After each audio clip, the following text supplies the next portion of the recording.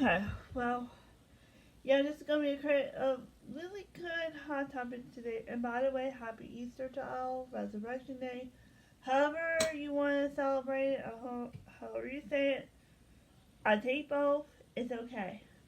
But today's topic is gonna be an interesting and a rather good topic to get in discussion with. It's about cell phones and new numbers and what to do if you have a new number. And from speaking from experience, I have been to that maybe once or twice. I think one time I got a new number, had to be about 2014, 2014, and I just got on the AT&T plan. I was on government phones, uh, and the phone I was using before the AT&T plan kicked in was my grandma's old phone, and she died in 2013.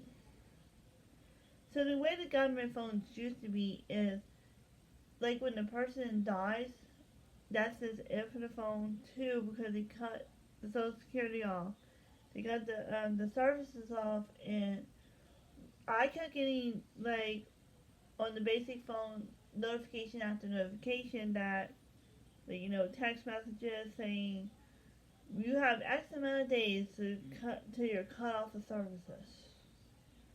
And I think it was about 90 days or so, a little less than that. So it was around Christmas of 2014 that my mom and dad was starting with the smartphones because my sister, she started on one, you know. So they had to find a way to add me on the plan, per se. And it was a headache at first. It was like I had to go through the first rigmarole of my contacts. Say I go to individual contacts saying, "Hey, this is my new number. Please go ahead and save it. Go ahead and edit it. Do what you need to do to it. What have you." And I had that one for about till the stalker came in. And Mr. Stalker was the reason why I changed the number. But the lesson I have to learn will shock you. Now I'll show you how you text people the number. Instead of writing pen and paper, the phones will make it easier to do when you're in that situation and you gotta go to your contacts to type someone. I'm gonna show you that later in the video of what I meant. So that way, when you send a message to a phone number, like if the person's on your contacts, you go to their individual tab. I'll show you all that functionality. But anyways,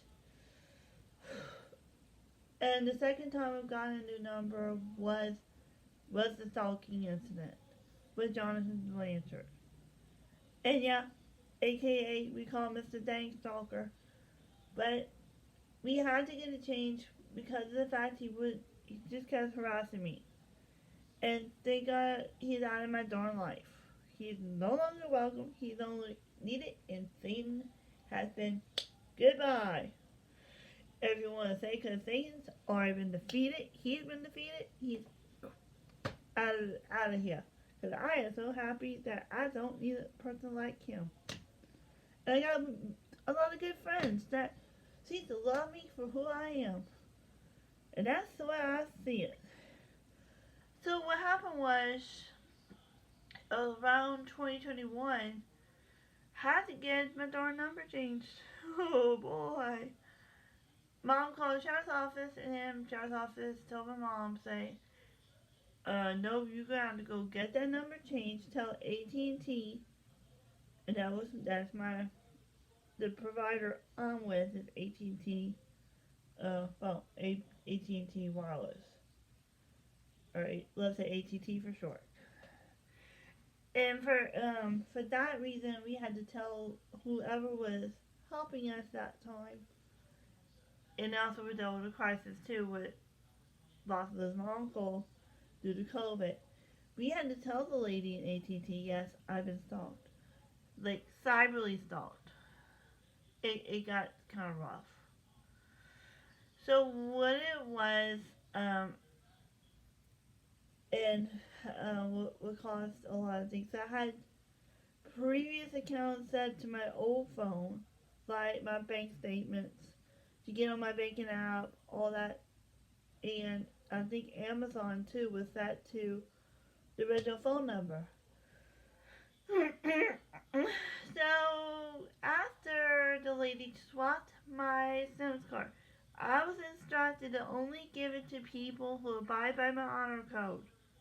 Means they're my close friends and close family. If the hospitals need it, it's fine. If the gym needs it, church needs it. Um, Common places, it's fine. And here's really why I abide by an honor code. Because I make my friends say, look, I'll give you my number. I talk to them this way. I say, I'm giving you this number, but please don't give this number without my clearance. That means if they learn to ask for permission rather than just give it out, it would be better controlled. And I thank goodness for those friends that are admirable and honorable about all this stuff. Because sometimes, you can prevent things like that. And after the lady has, you know, changed the number, we paid the activation for it, like the $40 is what I was charging for us to ditch my person and to be at peace again. I had to go through a lot of rigorous steps um, to get that changed on my other apps too, because I have some verification apps like Facebook. And if you have Facebook with the old phone number, warning is you might want to change it when you get the new number. Change that right away. So if you get locked out of your account, you can get the verified code on your phone. Secondly, if you have a My Osher, My Chart, if your doctor's linked to a chart app, you got to verify that your doctor to say, look, change that number now. We changed it. It's the old number says connected. That's how you tell them. Banking. Banking is another one. Banking in versus of your bank. If you have PayPal and your phone number's associated with that, you gotta change it straight away. Say no, I'm not associated with that phone number anymore. And technically, they don't always ask the reasons, but just preparing you for whatever happens. And I think if you haven't, things like Amazon or if your streaming devices has had your phone number, go into the settings and change it right away if the number changed. Alright, and I'm going to show you what you do in contact mode. Okay, I'll tell you about video chat, video chat, phone calls, stuff like that. Okay, so I have somebody I know that's in a group home. When I did first and foremost, I tried to call them that afternoon and say, hey, I changed my number. You might want to put that on your phone system in case I call in the future. Simple ways to get communication going. For my friends, I'm not going to show you a little bit more in depth. And also, I've added 6-1 there about who should get your phone number if you got a university or a technical school that goes through like the emergency alerts or whatever, or I had to change mine through Banner or something like that. Banner, I think, for Nicholas Banner. and that I had to change it under my personal stuff. That that's another. I bring it up right now.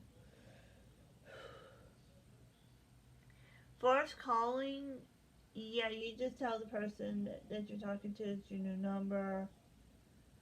Hang on to it for dear life. Don't give it to nobody else.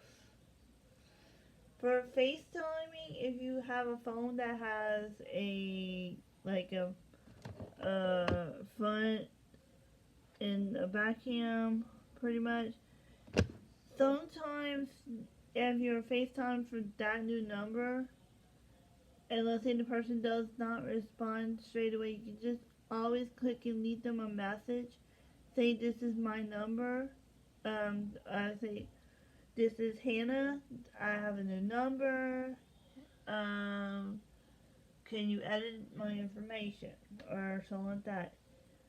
Or sometimes, in some cases, it's probably best to put the phone number in the message too. So that way, if in a way that happens, it would be underlined. It would be easier to copy and paste it from a message and edit straight away. That way you don't carry pen and paper all the time, all that baloney, you know. It's just easier doing it in technical ways, you know. Then I can say copy, paste, boom. There you go. Okay, and I'll show you some things on the text messages side that will be a little sensible that, you know, that would be a little interesting to say the least, you know. I may do it to someone I don't always, that has a landline just to see what happens, but hey, it's to try something about this and to show you how it should be when you,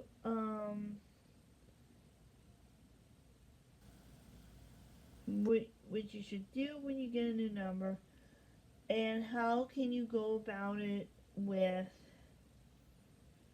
going to your contacts. Would be so easy. You can type one by one, and I'll show you some steps on my iPhone here. Now everybody's phone's gonna be different. Some has Android, Samsung, and wait, sorry, backtrack. Some has Pixel phones and Android, Samsung, and I don't know what other major brands out there, but hey, just basically the few I already know. But I'm going to show you what I do from a standpoint.